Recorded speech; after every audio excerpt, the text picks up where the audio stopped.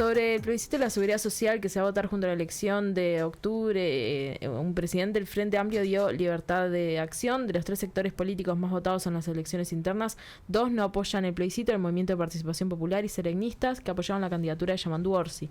El sector que sí apoya el plebiscito es el Partido Comunista del Uruguay. En ese marco de libertad de acción es que 111 frente amplistas vinculados a la economía publicaron un documento en el que exponen argumentos para explicar que lo que propone el plebiscito de la seguridad social del PIT-CNT no es viable, así como tampoco la reforma hecha por el gobierno. Entre ellos, la economista Jimena Pardo, a quien recibimos en Comunidad Velar. Jimena, bienvenida. Muchas gracias por estar acá. Gracias a ustedes por la invitación.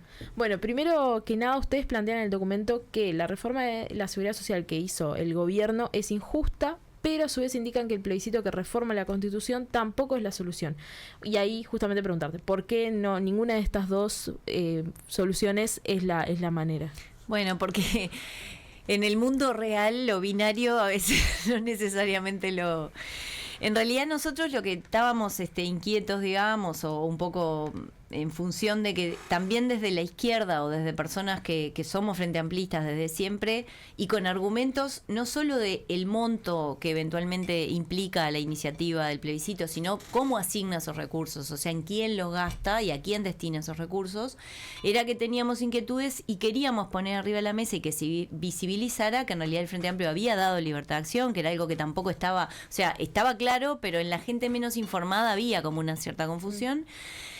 Y hacerlo, obviamente, desde los argumentos, o sea, en un documento que en realidad lo que expone son argumentos. Obviamente al final del día vamos a tener que sentarnos todos y somos todos compañeros porque somos Frente Amplista y estamos juntos, aunque tengamos una diferencia, digamos, en este punto.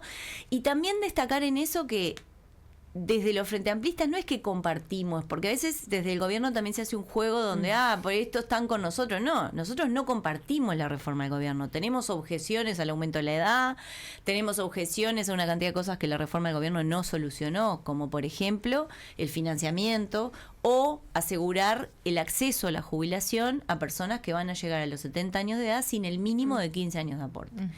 Ahora, eso el tema es que la papeleta tampoco lo soluciona. Y como no lo soluciona, pero insume muchísimos recursos, también dificulta encontrar un camino para todos los desafíos que hay que atender.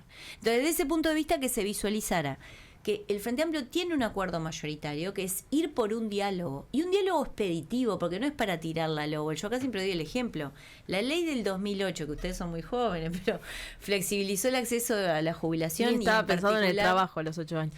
Pero digo, en particular accedieron muchas mujeres, disminuyó la brecha de género entre mujeres y hombres en términos de montos cobrados, fue la que reconoció años por hijo para las mujeres, digamos, como para que lo... Esa salió de un proceso de diálogo.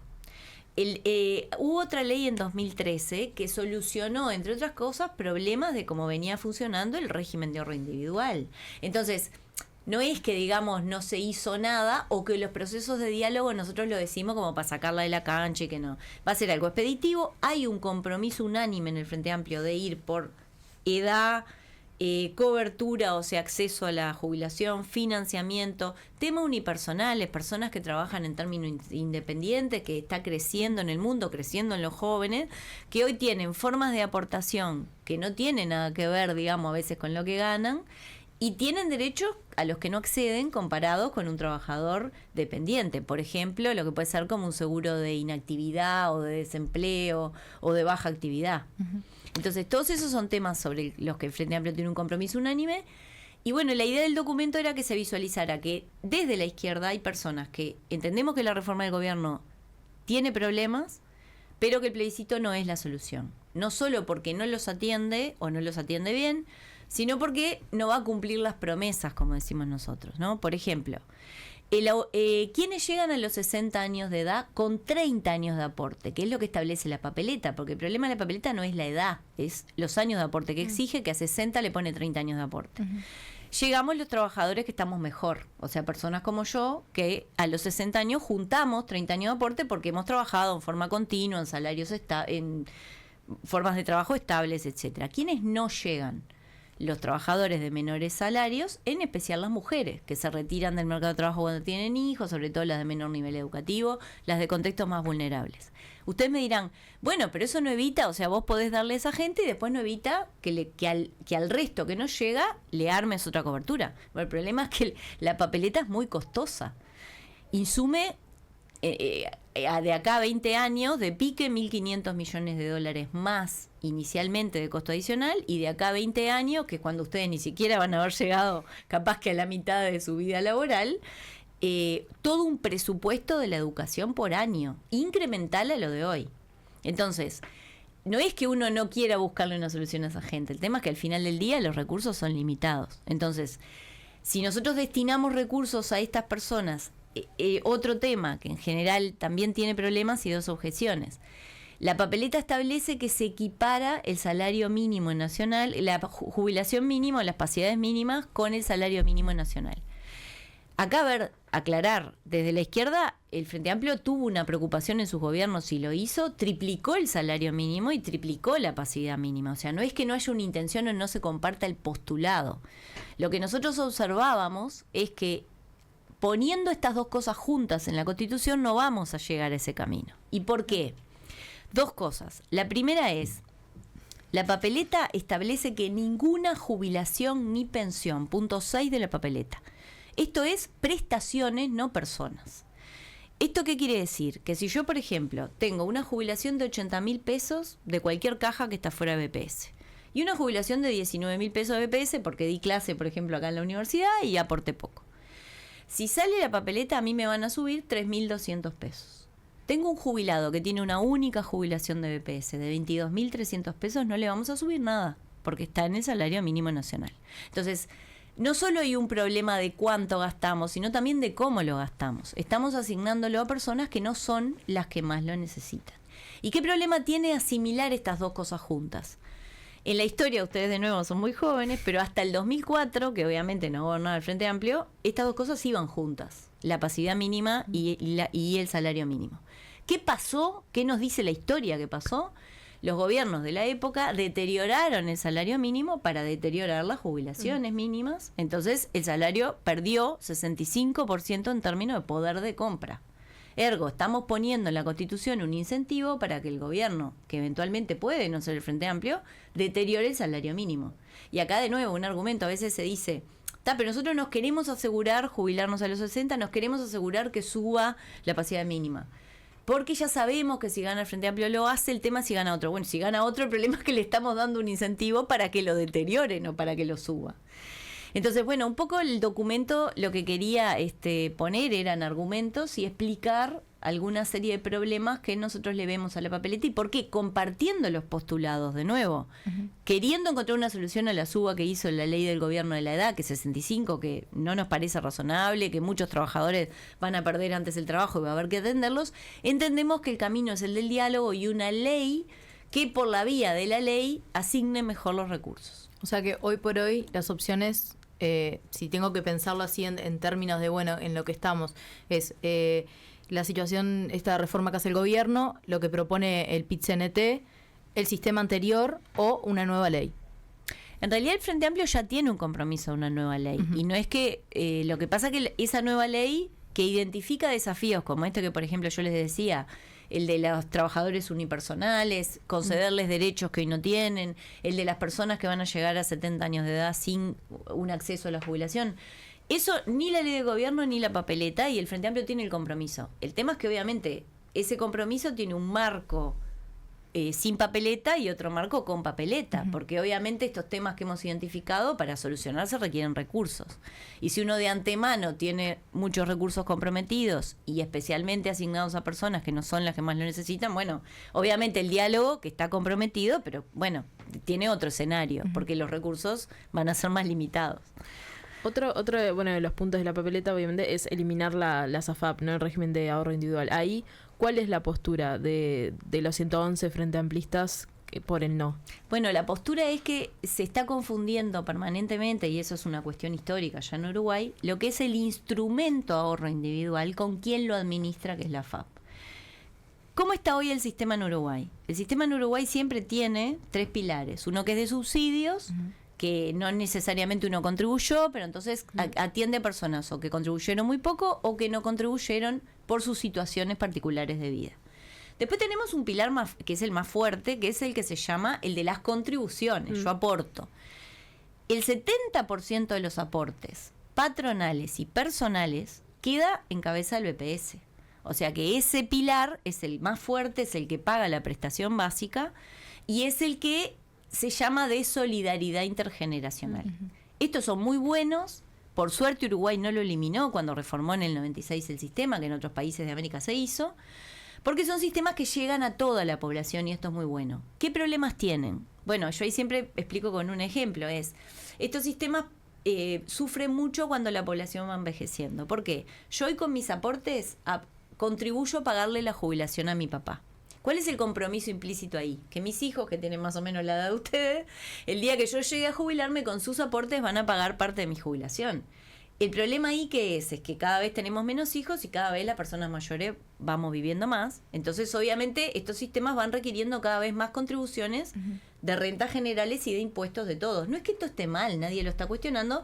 El tema es que esto crezca en un nivel que permita atender otras necesidades. Entonces nadie está pensando que esto va a cerrar, ni que no queremos poner impuestos ahí, nada que ver. Lo que estamos pensando es que si hoy ponemos 3.000 millones de dólares entre BPS, militar y policial, eso vaya subiendo lentamente y no explote, digamos, ¿no? Entonces, este sistema en el 96 se lo complementó con un pilar en donde uno se autofinancia una parte de la prestación, que por el aporte que vuelca a esa cuenta, que es del trabajador, que está en alguien que hoy es una FAP, pero puede ser otra cosa, a esa cuenta va entre el 25 y el 30% del aporte personal, que es el único que se divide. ¿Y eso qué hace? Contribuye a que yo, con mi aporte, que se va invirtiendo, genere un fondo. Ese fondo, el día que me voy a jubilar, me paga, me autofinancia una parte de mi jubilación. ¿Cuál es mi jubilación total? La suma de las dos cosas. Por eso a veces cuando decimos, la FAP paga 1.000 pesos, paga 5.000 pesos, bueno, sí, claro, es una parte del aporte que la idea es que se tiene que sumar a la jubilación del BPS. Además que el sistema estaba mal diseñado, digamos, tenía un mal diseño y por tanto uno podía eventualmente entrar tarde y ahorrar poco. Pero más allá de eso, es el instrumento ahorro individual, es lo que le dice a mi hijo el día de mañana: mira, mi amor, está bien, vos con tus aportes tenés que pagar una parte de mi jubilación, pero yo vengo con este fondo que te ayuda a pagar el resto. El instrumento ahorro individual hoy lo administra esto que conocemos como una FAP. Pero justamente eso es lo que, entre otras cosas, el Frente Amplio tiene un compromiso de cambiar. ¿Por qué? Porque funciona mal, porque tiene oportunidades de mejora. ¿Qué es lo que funciona mal? Bueno, por ejemplo, que haya 4 FAP compitiendo por afiliar personas que van a entrar igual al sistema. Entonces eso agrega costos reputacionales también, además de costos monetarios, y la verdad que se podría hacer mejor. Ahora, ¿está mal que las personas tengan un fondo que se ha invertido bien y que ha crecido y que también ha posibilitado que haya inversiones a nivel productivo en Uruguay, montos que antes no hubiera habido y hubiéramos tenido que salir a buscar en el exterior? Bueno, eso no, eso está bien. Entonces, ¿de qué se trata? ¿Cuál es el compromiso del Frente Amplio? En cambiar la forma en la que se administra el sistema. Esto bajando costos, que los costos no los pague el usuario y que sea sin lucro. O sea, que lo sustancial de la seguridad social lo administre un ente, que es la administración de las cuentas, lo administre un ente que no tenga fines de lucro. Ahora, eso no implica que las personas pierdan su cuenta o que no tenga que tener una parte de la jubilación autofinanciada, que es lo que propone la papeleta, y ahí está la sustancial diferencia, digamos. La papeleta confunde el instrumento ahorro individual con quien lo administra. Y lo que el Frente Amplio está planteando es cambiar quien lo administra, no eliminar el instrumento.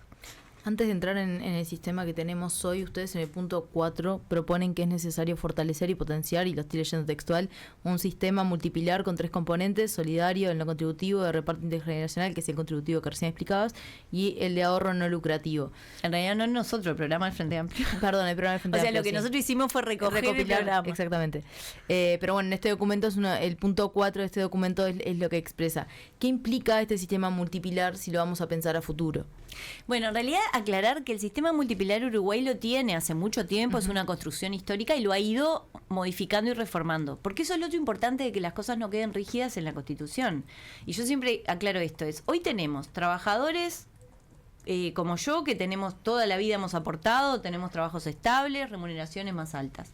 Tenemos trabajadores que entran y salen de lo que llamamos el trabajo formal, o sea que obviamente aportan toda su vida, trabajan toda su vida, pero no necesariamente aportan, de bajos salarios, capaz que con situaciones más complicadas. Tenemos trabajadores autónomos, y trabajadores autónomos no necesariamente con bajos salarios, gente que está trabajando hoy por internet, pero que está pagando un ficto de un unipersonal que le va a significar una jubilación mínima en el futuro. Y las situaciones laborales son cada vez más distintas. Entonces, ¿qué nos dice la evidencia y nos dicen los organismos internacionales que se dedican a esto, como la OIT, o sea, no estoy hablando del BID ni del Banco Mundial? Nos dicen que cuando las situaciones de las personas son cada vez más distintas, para atenderlas no necesitamos una herramienta sola, porque una herramienta sola atiende solo a unos pocos. Necesitamos complementar herramientas que funcionen distintas para atender las distintas situaciones. Y eso es un sistema multipilar. El sistema multipilar es básicamente una parte de subsidios que no implica haber contribuido, pero que me va a atender igual, ya sea porque soy muy vulnerable, o porque contribuí poco, o porque no accedo a la prestación. Después, lo que se llama un pilar cero, que a veces se habló mucho y quedó, bueno, ese es el pilar cero, el pilar de los subsidios, que obviamente se financia con impuestos. Y después el pilar que se llama contributivo, que es al que uno vuelca las contribuciones, que como decíamos, hoy en Uruguay tiene 2 formatos. Un pilar solidario de reparto, que tiene estas debilidades y fortalezas que hablamos, y un pilar donde el trabajador tiene una cuenta que se va administrando, se invierte, y eso autofinancia una parte de su jubilación. Básicamente lo que está proponiendo el programa del Frente Amplio es mantener esos 3 pilares, pero reformar la forma en la que se administra el pilar de ahorro individual. Y obviamente fortalecer los otros, porque cuando, por ejemplo, algo que me gustaría decirte, porque la gente podría preguntarse a esta altura, bueno, pero a esta muchacha no le gusta la reforma del gobierno, no le gusta la papeleta, pero no está proponiendo nada, ¿no? Bueno, el documento que está accesible, y acá nosotros armamos una web con un esfuerzo para tratar de simplificar un tema difícil en comunicación, que se llama www.frenteamplistasporelno.uy. Allí tienen no solo el documento, sino también en la pestaña Más Información otra serie de columnas que han salido en la prensa explicando distintos puntos de vista. Ahí nosotros planteamos no solo que lo que no nos gusta de la reforma del gobierno y lo que nos parece problemático de la papeleta, sino que también planteamos algunas opciones que vamos a plantear en ese diálogo de seguridad social. Y por ejemplo, para la edad, ¿por qué no compartimos el aumento de la edad que hizo el gobierno? El gobierno, ¿qué dijo en su ley? Dijo, básicamente todo el mundo a 65 años de edad, con una cierta cadencia en el tiempo, salvo, por ejemplo, las personas que trabajan en puestos de trabajo de construcción y rurales. Puestos de trabajo, no es todo el mundo que trabaja en construcción, ¿no? Sino algunos puestos de trabajo. ¿Qué problema tiene esto a futuro? Y la verdad es que no está contemplando cómo va a sustituir la tecnología trabajo en el mercado de trabajo. Porque yo a priori, no sé si el día de mañana esto que ustedes hacen no lo puede hacer un robot, digamos, ¿no? No, yo también espero que no, pero digo, hay incluso tareas desafiadas que no son solo las de trabajadores de menores salarios, son las tareas rutinarias, que pueden ser incluso profesionales. Entonces, esa forma que tuvo la ley del gobierno de resolver a quién le daba excepciones no es buena. Y no es buena porque al final del día, capaz que entonces empiezo a inventar excepciones para todo el mundo y lo que el gobierno dijo que iba a solucionar no lo soluciona. Entonces, ¿cuál es una mejor manera? Esto que nosotros llamamos causal adelantada, que se usa en el mundo y que también ofrece una vía a esta cosa de la gente. Decir, bueno, pero entonces si cada vez más me vas a subir todo el tiempo la edad. No. Ahora, significa discriminar y tratar distinto a los distintos, digamos, ¿no? A las personas como yo, que tenemos mejores salarios y llegamos con trabajos que probablemente mantengamos después de los 60 años, ¿qué es lo que les pediríamos por la causal adelantada? Mira, vos te querés ir antes, vas a poder. No es como te dice la ley de gobierno ahora, no, antes de los 65 no podés. No, podés. Si querés ir a los 60, te querés ir a los 61, podés. Ahora, si querés lo que cobrar hoy, lo que cobrás va a ser a los 65. Si te querés ir antes, va a ser con una detracción del monto. Ahora, eso no corre para las personas de más bajos salarios. Para las personas de más bajos salarios lo que les tenemos que hacer es rediseñar los subsidios de forma de que a la edad que uno les va a permitir irse, que es antes de los 65, lleguen con montos más altos que los que tenían habilitado, o bueno, ninguno, digamos, que no tenía habilitado la ley de gobierno, pero digamos, con un monto más alto a esa edad inferior. Entonces, esto no más que para aclarar que en realidad el documento no se trata solo de plantear críticas a la reforma y críticas al plebiscito, sino que hay opciones y alternativas de lo que está planteado hacer. Jimena, ahora también para entender un poco, yo sé que quizá volvemos un poco para atrás, pero es un tema tan complejo que creo que está bueno igualmente volver. Y es una pregunta hoy que planteaba Angie con esto del sistema multipilar, para entender cuál es el sistema que tenemos hoy, ¿no? Porque hoy vos decías que un 70% de la jubilación está sostenida por justamente el reparto intergeneracional o los subsidios. Pero ahí, o sea, ahora, ¿cómo es el sistema después de la reforma del gobierno? Bueno, siguen siendo 3 pilares y siempre fueron 3 pilares. Después de la reforma del gobierno, lo que cambió un poco fue, bueno, cambió bastante, digamos, el diseño de todos, pero en principio el diseño del BPS se mantuvo. Lo que hubo fue una reforma de los parámetros, es decir, la edad, sí, la forma en la que se calcula la prestación, pero el funcionamiento sigue siendo el mismo. Uh-huh. Y aunque hubo cambios en las reglas, o sea, ¿qué era lo que pasaba antes de la reforma del gobierno? Hoy hablábamos, cuando tú estabas obligado a ingresar al ahorro individual, no siempre, o sea, si tú tenías lo que hoy es un sueldo equivalente a alrededor de unos 83.000 nominales. Obviamente esto es la mayoría de las personas no estaban obligados, podían igualmente hacer lo que se llama la opción voluntaria. Ese no es un buen diseño, es un mal diseño. ¿Por qué? Porque es probable que vos de repente o no te guste la FAP o tengas prejuicios o digas no, mejor no entro porque no la conozco bien o porque directamente ni te informaste. Entonces lo que te puede ocurrir es que vos demorás mucho en entrar, perdés tiempo de ahorrar en tu cuenta, perdés tiempo de juntar interés y por tanto cuando vas a ver tu jubilación es más chica, porque en realidad el fondo depende de lo que aportaste ahí. Por eso podemos ver jubilaciones bastante chiquitas. En la lógica de cómo estaba diseñado el sistema originalmente, si tú aportabas a los dos lados desde que empezabas a trabajar, el sistema estaba diseñado para quedarse con el 70% del aporte del BPS, más lo que recibe de impuestos afectados y asistencia financiera, y con el 30%, 25% de los aportes en la cuenta de los trabajadores. Y por tanto, en un trabajador de salarios medios, medios bajos, el 70% de la jubilación la paga el BPS y la otra parte la paga el ahorro individual. Y la idea es que son 2 pilares que se complementan, o sea, que se tienen que sumar, no compiten. Claro. ¿Sí? En otros lugares de América Latina, que yo creo que es un mal diseño, o se barrió con lo que acá era el BPS, el caso de Chile, que después cuando vino Bachelet y eso trató de paliar eso, incorporaron pilares solidarios, pilares de subsidio.